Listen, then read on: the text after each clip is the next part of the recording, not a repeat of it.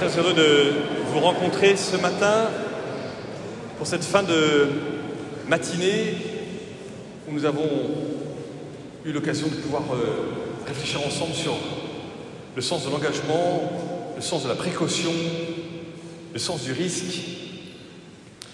Et aujourd'hui, je voudrais m'adresser à vous quelques minutes. On a tous faim, donc il n'y a aucun problème. Faites-moi confiance, ça ne devrait pas être très très long.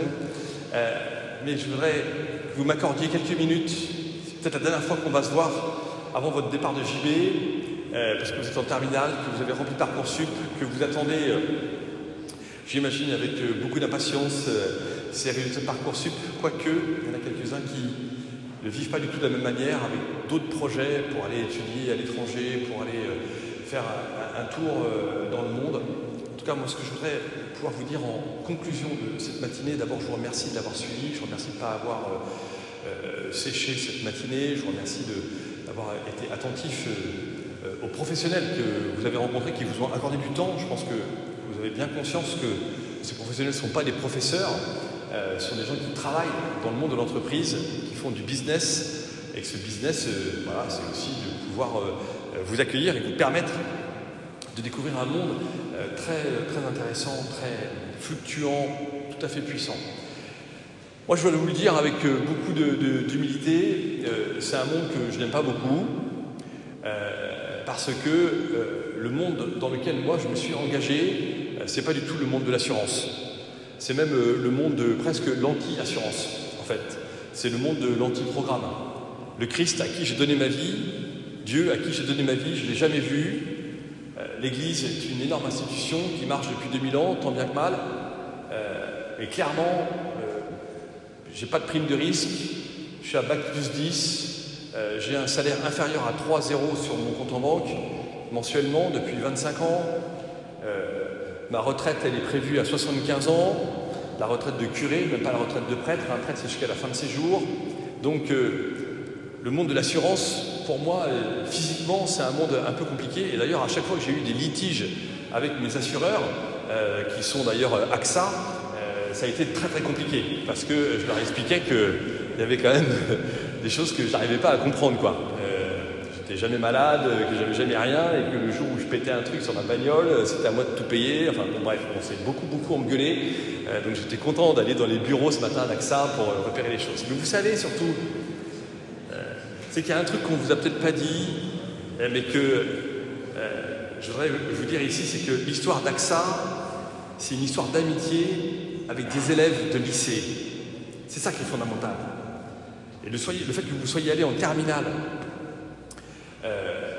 dans ces locaux, vous savez que l'histoire d'AXA, c'est une très belle histoire normande qui a commencé avec un gars qui s'appelle André Sahut-Dizard, qui est mort à la fin des années 70. Et André Sahut-Dizard, c'était un Normand qui avait une petite maison dans le Périgord. Et un jour, dans le Périgord, il a rencontré Claude Bébéar. Ils n'étaient pas exactement de la même génération. Ils sont devenus amis. Et en devenant amis, en fait, ils ont fait des études ensemble, chacun à Louis-le-Grand, en prépa. Et de là est née une amitié. Et moi, je pense qu'au moment où vous allez quitter JB, il faut que vous vous rendiez compte qu'il y a des amitiés qui sont nées entre vous, et que ces amitiés, ce sont des amitiés qui vont vous permettre de prendre des risques. Et que bien évidemment, si à 18 ans, on vous dit pour prendre un risque, il faut que tu t'assures, vous n'allez pas en prendre beaucoup. Et on se rend bien compte que le monde dans lequel on est aujourd'hui, c'est un monde qui en plus s'éloigne de la foi chrétienne, parce que c'est un monde qui est toujours en train de dire il faut prendre des précautions avant de pouvoir s'engager. Or moi, celui à qui j'ai donné ma vie, le Christ, il n'a pas pris de précautions. Il est venu toucher les malades, les lépreux, il est venu déjeuner avec les prostituées, il a relevé la femme adultère, il a parlé avec des publicains que tout le monde détestait, il est allé à la rencontre des Samaritaines, qui était un groupe religieux anti-juif, il est allé voir Pilate, il est allé voir Caïphe. Toutes les rencontres de Jésus dans l'Évangile sont des rencontres pleines de risques, sans aucune assurance, sauf à celle de se faire lapider, rejeter et crucifier. Et donc, la vie qui est la vôtre aujourd'hui, en fait, vous avez presque deux choix, presque en permanence.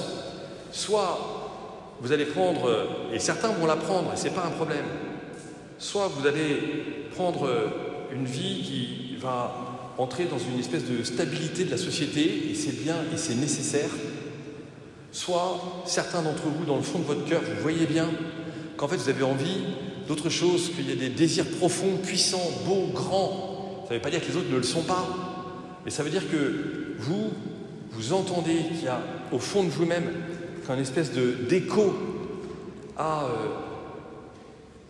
le fait de pouvoir donner votre vie, et qu'en donnant votre vie, vous n'allez pas calculer les choses, vous allez prendre des risques, et que dans cette prise de risque, eh bien, ça sera votre existence à vous qui sera mise en jeu. Et vous serez d'accord avec ça. Et moi, c'est ce que je fais depuis 30 ans. Et depuis 30 ans, parce que après mon bac, il y a 30 ans, je suis rentré au séminaire.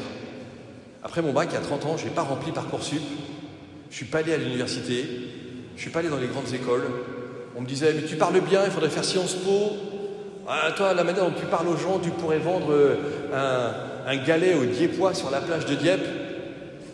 Mais non, en fait, j'ai donné ma vie au Christ parce que j'ai compris depuis déjà très longtemps, et déjà en terminale, pour moi c'était clair dans mon cœur, que la vie qui m'était proposée était une vie absolument magnifique, et que ce Dieu dans lequel je crois est un Dieu qui veut mon bonheur, et que ce Dieu dans lequel je crois, c'est celui qui 8 fois de suite, la première fois qu'il prend la parole, dit « Heureux les pauvres de cœur, heureux les artisans de paix, heureux les assoiffés de la justice, heureux les doux, heureux ceux qui pleurent. » Et donc on est dans une espèce d'antiprogramme du monde qui est donné par le Christ, Jésus.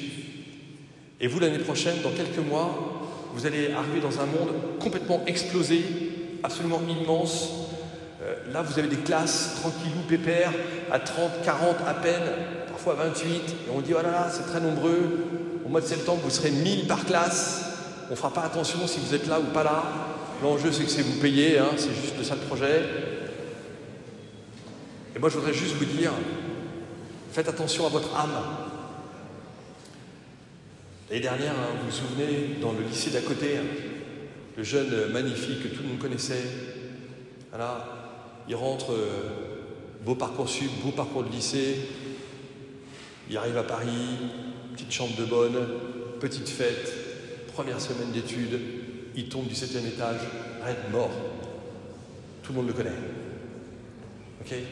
Une semaine Parcoursup, une semaine post-bac.